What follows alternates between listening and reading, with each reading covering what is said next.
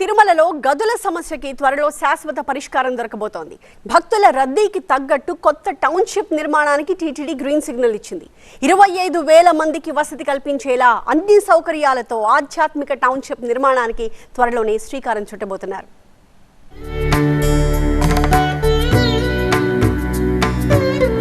తిరుమల శ్రీవారి దర్శనానికి వచ్చే భక్తులకు కష్టాలు దూరం కానున్నాయి. వసతి గదుల కోసం భక్తులు ఇబ్బందులు పడకుండా టీటీడీ మెరుగైన సేవలందించే యత్నం చేస్తోంది. స్వామివారి దర్శనానికి వచ్చే వేలాది మంది భక్తులు కొన్ని సమయాల్లో వసతి దొరక్క రోడ్లపైన షెడ్లలోనే పడిగాపులు కాయాల్సి వస్తోంది. ఇకపై అలాంటి బాధలు పడకుండా ఉండేందుకు ఇంటిగ్రేటెడ్ టౌన్షిప్ నిర్మాణాన్ని చేపట్టాలని నిర్ణయించింది.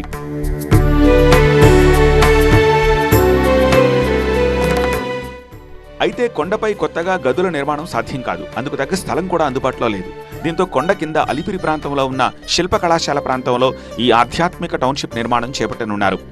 20 నుంచి 25 ఎకరాల్లో అన్ని హంగులతో ఏర్పాటు చేయనున్న ఇంటిగ్రేటెడ్ టౌన్షిప్ లో 25,000 మందికి వసతి కల్పించనున్నారు. టీటీడీ మరో కొత్త ప్రాజెక్టుకు శ్రీకారం చుట్టింది. అలిపిరి ప్రాంతంలో శిల్ప కళాశాల ఉన్న ప్రాంతాన్ని ఎంచుకొని 25 ఎకరాల స్థలంలో ఇంటిగ్రేటెడ్ టౌన్షిప్ నిర్మాణము చేపట్టబోతోంది.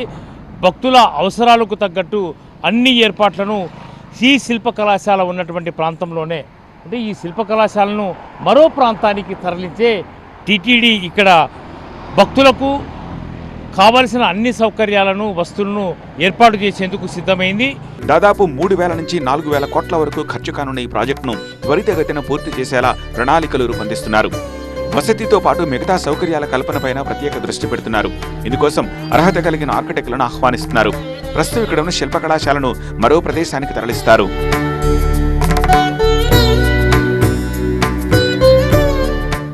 శ్రీవారి దర్శనానికి నిత్యం 80,000 మంది భక్తులు వస్తున్నారు. వారాంతాలు, పండుగలు, సెలవులు, ప్రత్యేక రోజుల్లో ఆ సంఖ్య 1,00,000 నుంచి 1,50,000 వరకు ఉంటోంది. రద్దీకి సరిపడా గదులు కొండపై లేవు. దీంతో భక్తులు తీవ్ర ఇబ్బందులు పడాల్సి వస్తోంది.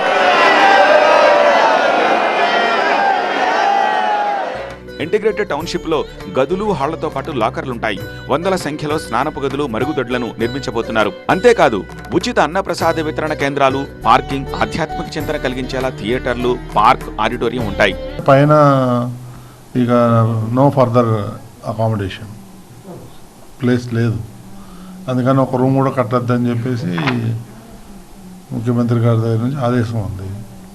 సో దాని గురించి మనం పైన ఎవరికి కూడా ఇంకా అలౌ చేయకూడదని అనుకునేది తీర్మానం చేసి, ఇక వస్తే భక్తులు ఏం చేయాలా, కిందనే పెద్ద టౌన్షిప్ లాగా ఒక 25,000 మందికి అకామిడేషన్ ఉండేటట్టుగా అన్ని సదుపాయాలు, ఎంటర్టైన్మెంటు, షాపింగు, తర్వాత అన్నప్రసాదం, అకామిడేషను, ఇవన్నీ కూడా కింద కడదాము ఒక 25,000 మందికి అనేది.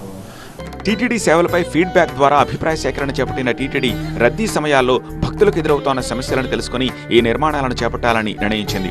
అందులో భాగంగానే తిరుమలలో భక్తుల రద్దీ, ఒత్తిడి తగ్గించి కావాల్సిన సదుపాయాలను అందుబాటులోకి తెచ్చే ప్రయత్నం చేస్తోంది. టీటీడీకి చెందిన సాంప్రదాయ ఆలయ శిల్ప సంస్థకు సంబంధించినటువంటి ఆలయం ఇది.